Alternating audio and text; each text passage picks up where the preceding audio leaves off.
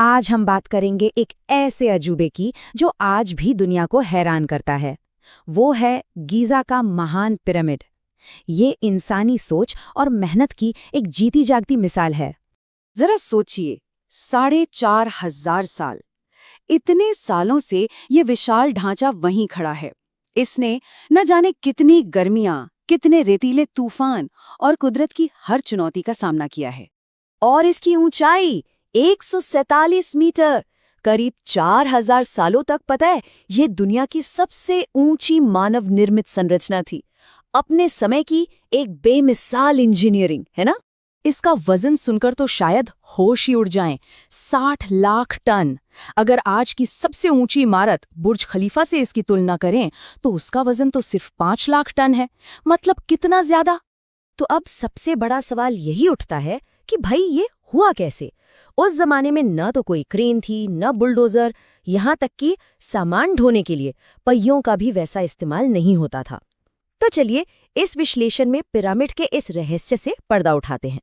तो सबसे पहले ये समझना जरूरी है कि आखिर इन्हें बनाया ही क्यों गया था। इसका जवाब हमें मिलेगा प्राचीन मिस्र की संस्कृति और उनकी सोच में। पिरामिड बनाए गए थे फिरौन के लिए। फिरौन मतलब मिस्र के राजा, जिन्हें वो देवता मानते थे। और गीज़ा का जो सबसे बड़ा पिरामिड है ना, वो फिरौन खुफू का मकबरा था। देखिए, प्राचीन मिस्र के लोग मानते थे कि मौत के बाद भी जिंदगी होती है। उनकी सोच थी कि आत्मा एक नए सफर पर निकलती है।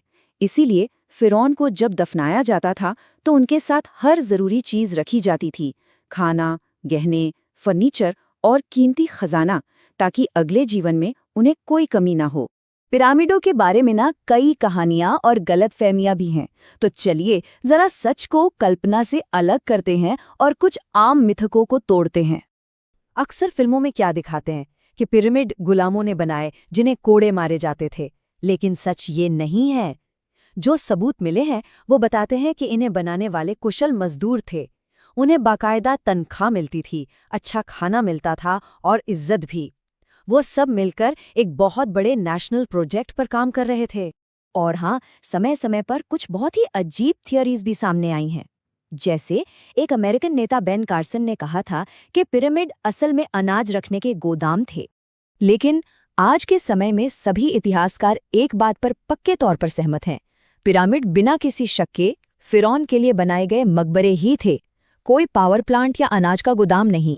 तो सवाल ये है कि असली बनाने वाले कौन थे और सिर्फ साधारण औजारों से उन्होंने इतना बड़ा स्ट्रक्चर खड़ा कैसे कर दिया। इसका स्केल सच में यकीन करना मुश्किल है। लाखों टन चूना पत्थर, ग्रेनाइट और गारा इस्तेमाल हुआ, और ये ज्यादातर सामान पास की खदानों से ही लाया गया था। पत्थर काटने के लिए भी उनकी टेक्निक बड़ी कमाल की थी। वो चट्टानों में दरारें ढूंढते, उनमें लकड़ी के टुकड़े फंसाते और फिर उनपे पानी डालते।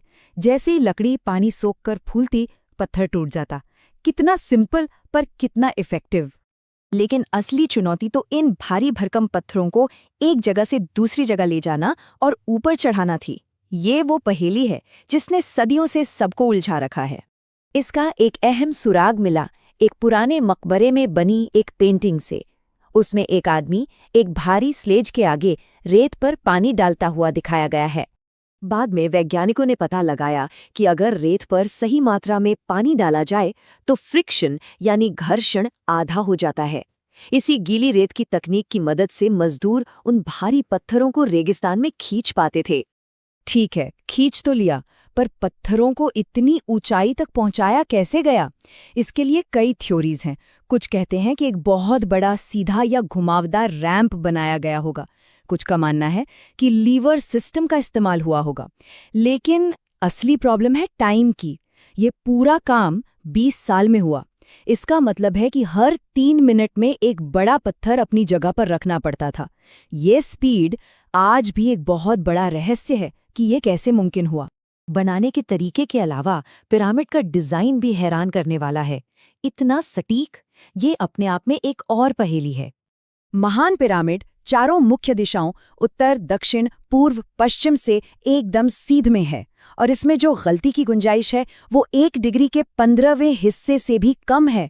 जरा सोचिए, बिना किसी मॉडर्न इक्विपमेंट के इतनी सटीकता। एक काफी पॉपुलर थ्योरी है ओरियन कॉरिलेशन थ्योरी। इसके मुताबिक गीजा के तीनों पिरामिडों को ओरियन तारामंडल के 3 सितारों की सीध में बनाया गया था। सुनने में तो बड़ा दिलचस्प लगता है, पर ज्यादातर इतिहासकार इसे नहीं मानते। क्यों? क्योंकि एक तो ये अलाइनमेंट एकदम सटीक नहीं है, और दूसरा ये तीनों पिरामिड एक ही समय पर नहीं बने थे। और एक आखिरी रहस्य है पिरामिड में इस्तेमाल हुआ गारा, यानी मोर्टर। वैज्ञानिक जानते हैं कि वो किन चीजों से बना है, पर आज भी हम उसे दोबारा नहीं बना सकते। ये उस जमाने के ज्ञान का एक ऐसा नमूना है जो कहीं खो गया है। तो हमने कई पहेलियां सुलझाई हैं, लेकिन महान पिरामिड आज भी हमें ये याद दिलाता है कि प्राचीन दुनिया की सूझबूझ और ज्ञान के बारे में हमें अभी भी कितना कुछ सीखना बाकी है। और ये हमें सोचने पर मजबूर करता है कि इन पुराने पत्थरों के अंदर और ना जाने कितने राज दफन हैं जो खोजे जाने का इंतजार कर रहे हैं। ऐसे ही नवीनतम वीडियो के लिए चैनल को लाइक, शेयर और सब्सक्राइब करें। धन्यवाद।